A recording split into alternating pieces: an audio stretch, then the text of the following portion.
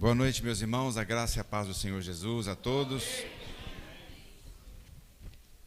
Mais uma vez, quero expressar a minha gratidão de estar com vocês aqui na celebração do aniversário da igreja, esta festa tão maravilhosa. Hoje pela manhã, como já foi dito, alguns irmãos que se batizaram, bendito seja o nome do Senhor. Eu quero convidá-los agora a abrirem suas Bíblias no Evangelho de Marcos, no capítulo 15, versículos 42 a 47. O tema desta mensagem de hoje é um discípulo oculto, porém atuante. Um discípulo oculto, porém atuante. Podemos falar juntos? Um discípulo oculto, porém atuante. Em Marcos capítulo 15, versículos 42 a 47, diz assim: Ao cair da tarde, por ser o dia da preparação, isto é, a véspera do sábado, vindo José de Arimateia, ilustre membro do Sinédrio, que também esperava o reino de Deus, dirigiu-se resolutamente a Pilatos e pediu o corpo de Jesus. Mas Pilatos admirou-se de que ele já tivesse morrido, e tendo chamado o centurião, perguntou-lhe se havia muito que morrera. Após certificar-se pela informação do comandante, cedeu o corpo a José. Este, baixando o corpo da cruz, envolveu-o em um lençol que comprara e depositou em um túmulo que tinha sido aberto numa rocha. E rolou uma pedra para a entrada do túmulo. Ora, Maria Madalena e Maria, mãe de José, observavam onde ele fora posto. Amém. Os irmãos podem assentar. Hoje, neste dia de ceia, quero meditar sobre essa passagem com os irmãos. Jesus fora crucificado numa sexta-feira, véspera da Páscoa. No Evangelho de Marcos, capítulo 15, versículo 25, registra a hora da crucificação. Diz lá: era a hora terceira quando o crucificaram, isto é, eram as 9 da manhã quando o crucificaram. Prestou atenção nessa passagem? Por volta da hora sexta, isto é, meio-dia, houve trevas sobre a terra até a hora 9, 3 horas da tarde, é a hora 9. Foram cerca de 6 horas a duração da agonia e sofrimento de Jesus, das 9 da manhã até as 3 da tarde. É muito tempo numa pessoa crucificada, se agonizando. Os corpos dos crucificados ficavam expostos na cruz até apodrecerem e serem devorados por abutres ou cães, ou então lançados no Guiena. O Guiena era uma espécie de lixão, um aterro sanitário, próximo ao muro da cidade de Jerusalém. Roma crucificava ladrões, amotinadores, rebeldes, como forma de punir e amedrontar a todos aqueles que se insinuassem a tentar contra o Império Romano. Roma não sepultava os mortos condenados à cruz. Deixavam seus corpos expostos, pendurados no madeiro. Para quê? Ou por quê? Porque era uma forma, uma maneira de intimidar possíveis malfeitores que por ali passassem. Alguém olhava aquele corpo apodrecido no Calvário, e se estava com alguma intenção de amotinagem, ou de roubar, ou fazer um crime, pensariam duas vezes, porque sabia que o seu corpo também poderia apodrecer ali. Sepultamento de pessoas crucificadas poderiam até acontecer. Poderia. Desde que fosse a pedido de pessoas ricas e influentes. Mas tudo ficaria por conta do solicitante.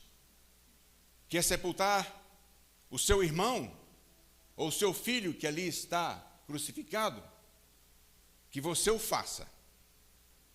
Você pague tudo. Mas Roma não. Não dará um centavo por isso.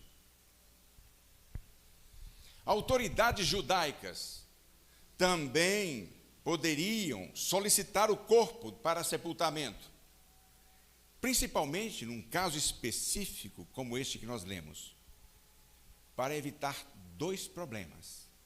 Então os judeus, as autoridades religiosas podiam dizer: nós precisamos sepultar esse crucificado, porque na nossa lei há alguma coisa que diz respeito a isso.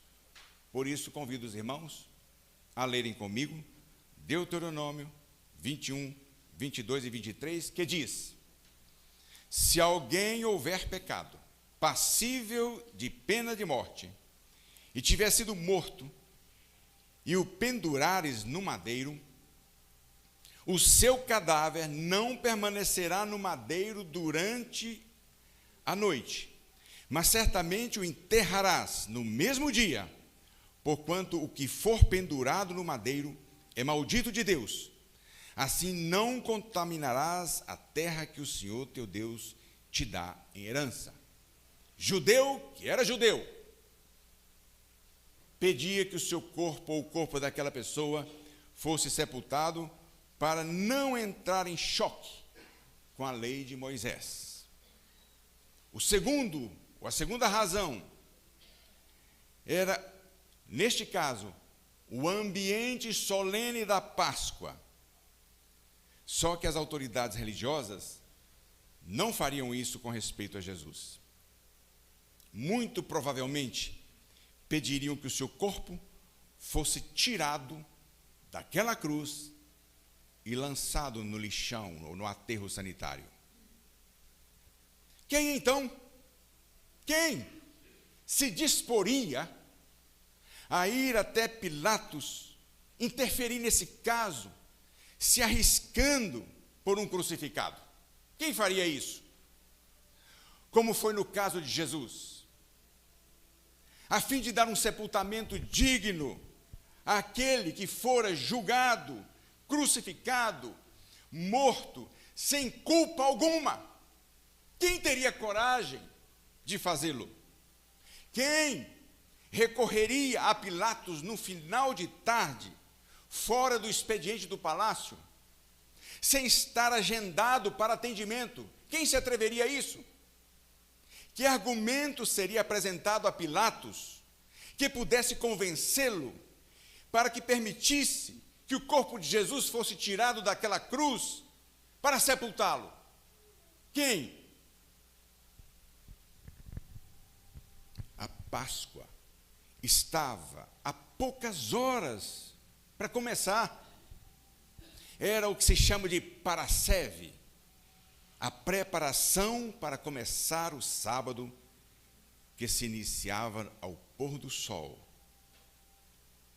E, meus irmãos, o sábado judeu começava às 18 horas até o outro dia. Lembrem-se, Jesus foi crucificado na sexta-feira, véspera de Páscoa, corpo na cruz, a lei de Moisés, o ambiente solene da Páscoa. Não dava para pensar nesse corpo ali, estragaria esse ambiente festivo. Quem faria isso? E também, para cumprir o que os profetas disseram acerca de Jesus, que ele não poderia ficar no madeiro, ele teria que ser sepultado para ser ressuscitado. Como ressuscitaria, segundo as profecias, se ele estivesse numa cruz? Como isso aconteceria? Para que se cumprisse a palavra de Deus, ele teria que ser sepultado. Quem tiraria o corpo de Jesus da cruz para sepultá-lo, eu pergunto? Porque os seus discípulos estavam todos dispersos, amedrontados, cada um voltou para sua casa, fugindo, porque estavam com medo de ser o próximo, porque o seu mestre havia sido crucificado, e somente Maria e João, que ficaram aos pés da cruz. Onde estavam os demais? Nenhum de nós seria corajoso o suficiente para estar por ali, por perto, para quem sabe ser o próximo.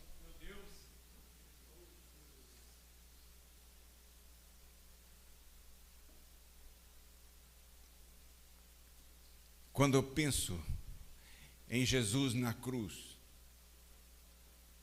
eu sou levado a pensar nos seus discípulos, que tiveram uma baita de uma decepção, um soco no estômago, vendo o seu mestre, aquele que fizera tantos sinais e maravilhas, tão fragilizado e humilhado numa cruz.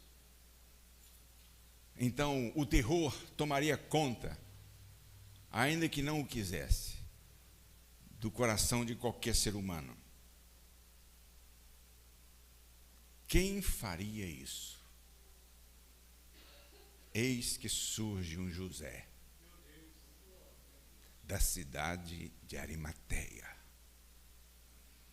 Quem era este homem? Quem era José de Arimateia? Ele era um homem rico desta cidade, um ilustre membro do Sinédrio. O Sinédrio era uma espécie de tribunal eclesiástico, onde julgava questões de religião. Tinha poder de polícia. E José de Arimateia era membro do Sinédrio. Mas a Bíblia diz que ele era um homem bom e justo. Imaginem a impressão que temos sempre quando lemos na Bíblia, que Sinédrio era um lugar de algozes, pessoas impiedosas, aqueles que apedrejaram Estevão e o julgaram injustamente também, que tinha mania de matar todos que pensassem diferentes. Mas José era membro do Sinédrio, justo e bom. José de Arimateia não tinha concordado com seus colegas de tribunal, com o desígnio deles e a ação deles de julgarem Jesus. Depois vocês vão ler com calma os textos paralelos deste que estou lendo. José de Arimateia foi o único que se levantou no Sinédrio e foi contra o julgamento de Jesus. José de Arimateia também aguardava o reino de Deus. Mas o que é isto, pastor Marcelo? Este homem não está no lugar errado? Um discípulo oculto, porém atuante, no lugar mais improvável para um crente. Ele era um discípulo de Jesus. E a Bíblia diz que, ainda que ocultamente, pelo receio que ele tinha dos judeus, ele foi a Pilatos pedir o corpo de Jesus. Quando ele chegou lá para pedir o corpo de Jesus, Pilatos ficou admirado. Mas já morreu? Porque, meus irmãos, os crucificados ficavam ali, e quanto mais tempo passasse, mais sofrimento teria. E os soldados tinham a missão de fazer o máximo possível para manter aqueles homens vivos, para que o sofrimento se intensificasse cada vez mais.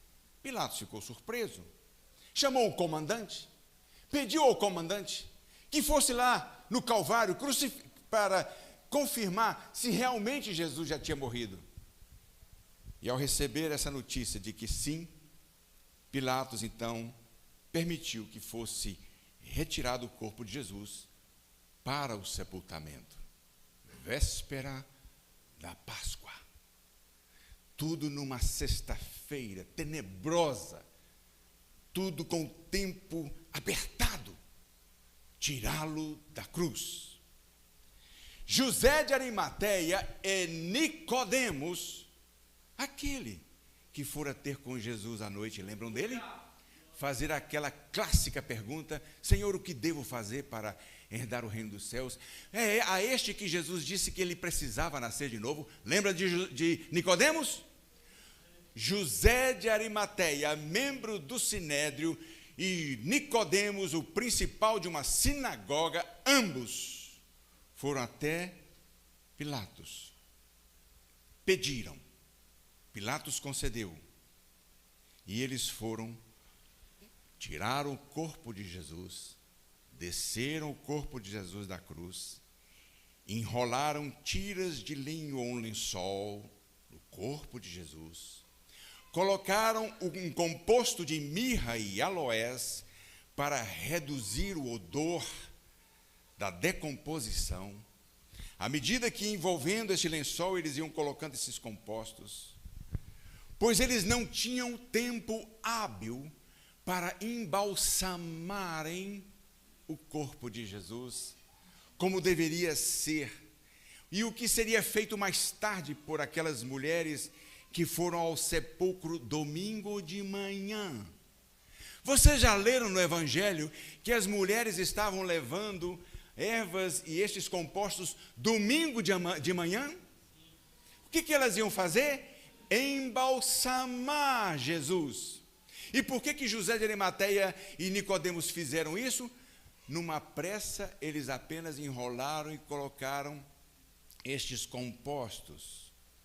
Pela urgência do tempo, antes de começar a Páscoa, José de Arimateia e Nicodemos sepultaram Jesus numa sepultura nova, próxima do lugar da crucificação. Na noite de hoje, antes de participar da ceia do Senhor, eu te pergunto: o que podemos aprender de José de Arimateia? Quais as lições que ele nos traz hoje? O que esse discípulo oculto pode me ensinar? José de Arimateia, meus irmãos, foi um discípulo diferente dos 12 escolhidos por Jesus, que tudo deixaram para seguir o mestre. Deixaram a pescaria, deixaram a coletoria, deixaram tudo para seguir o mestre.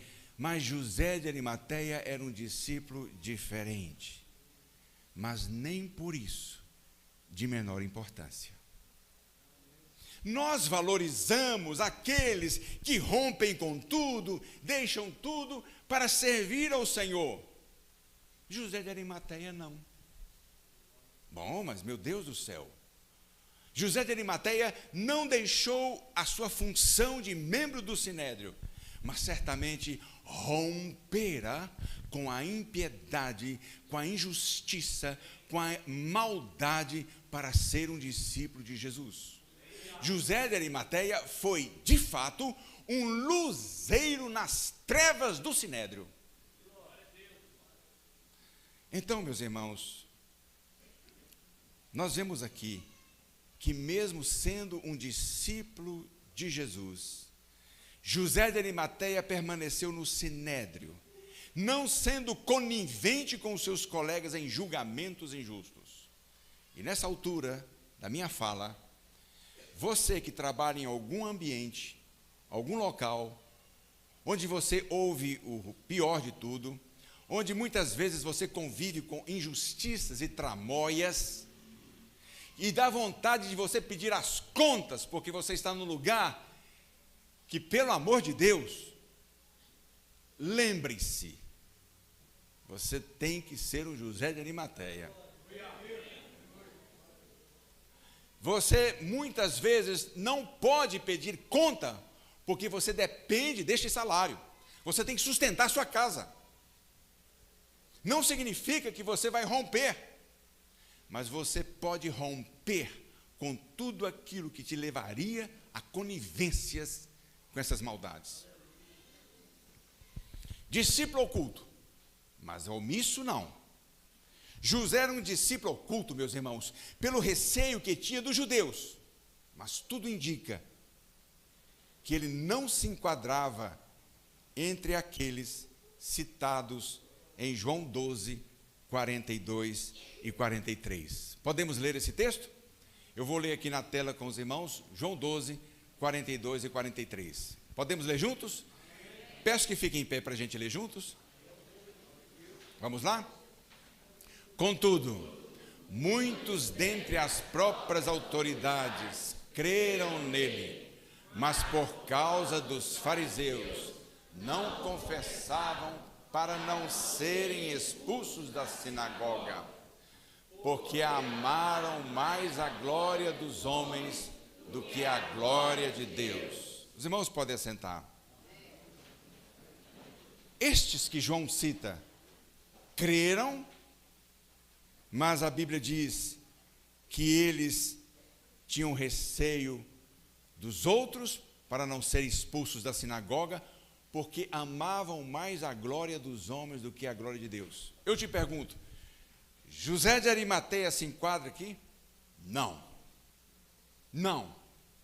Ele arriscou a sua vida indo a Pilatos, mesmo sendo um homem influente e rico.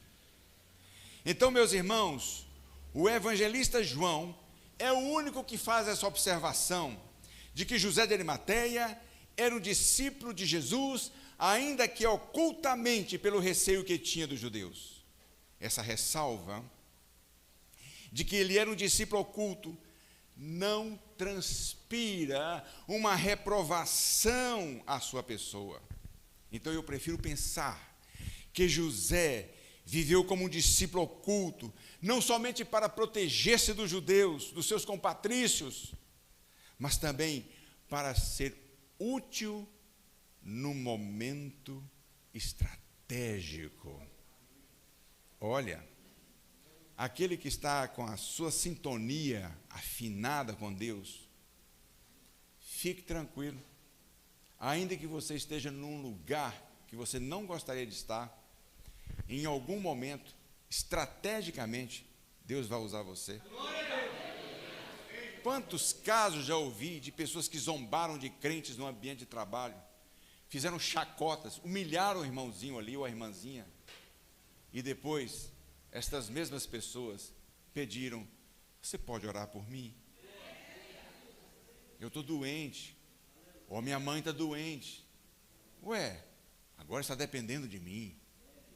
Sim, não é que a gente queira isso, que as pessoas dependam da gente, mas no momento certo.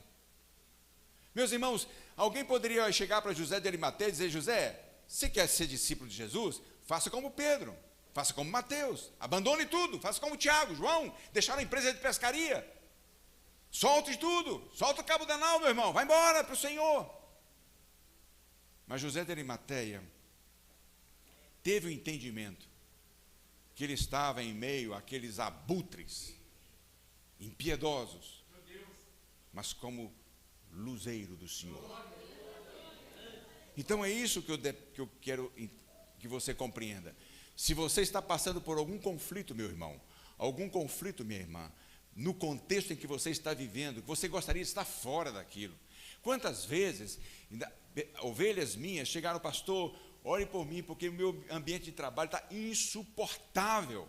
Eu sei que não é fácil, não é brincadeira. Você está no ambiente. Eu tive um aluno, já não mais era uma ovelha minha, mas um aluno, ele era do corpo de bombeiros, e ele compartilhava: pastor, o meu superior me persegue de uma forma terrível, ore por mim. Olha, irmãos, imaginem só um superior numa corporação destas perseguindo uma pessoa. E era uma perseguição que tirava a paz dele. E essa pessoa, muitas vezes, dá vontade de chegar lá e dar baixa, e falar: olha, eu não trabalho mais aqui, ou eu não quero mais ficar aqui, de tanto desespero. Eu sei que há pessoas que passam por isso. Mas o meu conselho, eu sei que Deus dá direção a cada um de nós, o Espírito Santo guia, eu sei, mas em tese, não em casos específicos, mas em tese, eu te digo, tenha calma no Senhor. De repente, você é um José de Arimateia neste momento, neste lugar. Tenha calma. Meus irmãos, outra coisa que eu aprendo de José de Arimateia, um ato de coragem que ele teve, porque perder o corpo de Jesus foi um ato de coragem. José de Arimateia correu o risco de ser associado àquele culpado de traição, porque Jesus foi ali, meus irmãos, crucificado como um traidor, como um impostor, como alguém que foi crucificado entre dois ladrões, colocando na mesma classificação. José de Arimateia correu o risco de ser conjugado com isso. Um ato de coragem. Outra coisa, ele deu a Jesus um sepultamento honroso. Envolver um cadáver em um lençol de linho, comprado para isso, novo, era um sinal de enterro honroso. Como nós precisamos honrar o nosso Senhor Jesus Cristo. Olha, mas ele era um homem rico. Mas era um homem rico que usou do melhor para Jesus. Sabe por quê? Porque conheço homens ricos que são miseráveis. Olha, eu vou lhe dar um exemplo disso. Na minha cidade, havia na igreja de um cunhado meu, havia uma pessoa que ele era um fiscal da fazenda. Um homem, meus irmãos, que ganhava um salário milionário, muito rico. Numa campanha que a igreja fez de cestas básicas, da qual ele era membro, os irmãozinhos pobres levavam arroz, cesta disso, cesta daquilo, macarrão e botavam ali. Sabe o que ele trouxe? 1 quilo de feijão de terceira categoria. 1 quilo de feijão daquele de terceira categoria. Um homem rico, trazendo isso. Então, quero dizer para vocês que José de Arimateia honrou a Jesus dessa forma, não porque fosse rico, mas porque amava e era discípulo. Última coisa, reverência e afeição que ele tinha por Jesus. Porque sepultar alguém no próprio túmulo era um ato especial de reverência e afeição. Aquele foi um túmulo novo, feito para si. Jesus foi sepultado entre os ricos. É uma maneira afetuosa, honrosa, de sepultar o seu mestre. Quero concluir dizendo: vivemos entre o ideal e a nossa realidade de vida. Geralmente a ideia que se tem de um discípulo de Cristo é daquela pessoa que deixa tudo para servi-lo exclusivamente, como foi o caso dos 12 discípulos. Há quem pense que não pode ser crente de forma plena por causa da sua condição em que vive. Pastor, eu trabalho nessa função. Pastor, meus turnos são assim, assim. Pastor, meu trabalho é assim, assim. Eu não posso ser um crente pleno. Isto não é verdade. E a grande dificuldade, talvez, que você encontra é porque você criou um conceito de que para ser discípulo de Jesus, você tem que deixar tudo para a exclusividade. Quando é para fazer isso, Deus chama de forma específica. Nós temos aqui pastores, homens e mulheres, que Deus falou de forma direta e eles deixaram para servir no ministério. Isso é uma vocação específica. Para ser discípulo de Jesus, todos nós deveremos sê-lo em qualquer circunstância. Se está ou não envolvido em alguma coisa. Cuidado com o ideal que você estabelece como condição única para ser um crente de verdade. Alguém pode dizer, olha, sabe por que eu não sou um crente envolvido, pastor, nessa igreja? É porque minha vida é assim, meu casamento é assim, né? O senhor não sabe da minha vida. O meu trabalho é esse, eu ganho tanto, né? O meu ambiente assim, familiar é um ambiente completamente adverso. Então, não dá para ser assim. Não? Não dá? Então, vai explicar isso para Jesus e não para mim. Eu não dou conta disso. Explique para ele, ele vai te compreender muito bem. Ele deve te dizer algumas coisas. Então, ouça dele. É melhor do que você ouvir de mim. Porque é onde eu entendo, a partir de José de Arimateia, ele foi um discípulo oculto no meio de abutres. Era discípulo oculto, sim. Omisso? Não. Que Deus te abençoe. Seja um discípulo, se for o caso, em circunstâncias adversas, mas jamais omisso ao Senhor. Amém?